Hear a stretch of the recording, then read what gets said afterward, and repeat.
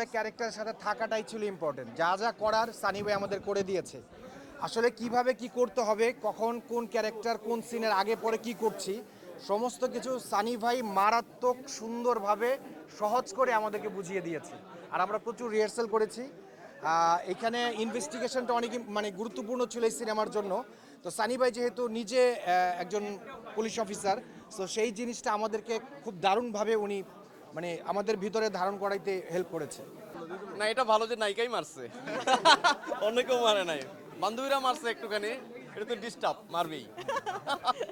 এই না না, ওরা খুব পারফেক্টলি মারছে, 2-3 বারই হয়ে গেছে। না না, এরকম কিছু হয় নাই। দে আর ভেরি মাচ, মানে কি বলে, কর্ডিয়াল টু অ্যাক্ট। মানে অ্যাক্টিং এর জন্য যতখানি হার্শ হওয়ার ততখানি হয়েছে তারা, বাট দে মানে পরস্পরের কানেকশনটা খুব ভালো ছিল আমাদের, ফলে অল্প সময় হয়ে গেছে। ভালো যেটা লেগেছে যে সানি ভাই এত চমৎকারভাবে একজন অ্যাক্টরের সাথে কমিউনিকেট করে যে ওই অ্যাক্টরের আসলে ক্যারেক্টারটা ধরার ক্ষেত্রে খুব বেশি বেগ পেতে হয় না, আমরা খুব ন্যাচারালি তার ডিরেকশনের সাথে মার্চ করতে পারি এবং সেইটারই রিফ্লেকশন আসলে এশা মার্ডার।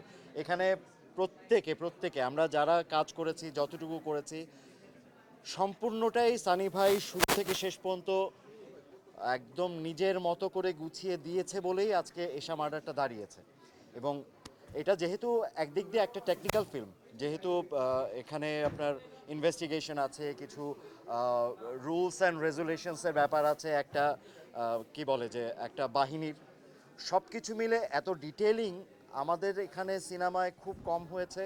এবং সেটা এখানে যে খুব প্রপারলি প্রপার একটা জায়গা তৈরি করেছে, সেটা অলরেডি অডিয়েন্স বলছে, সোশ্যাল মিডিয়াতে বলছে, সামনাসামনিও বলছে।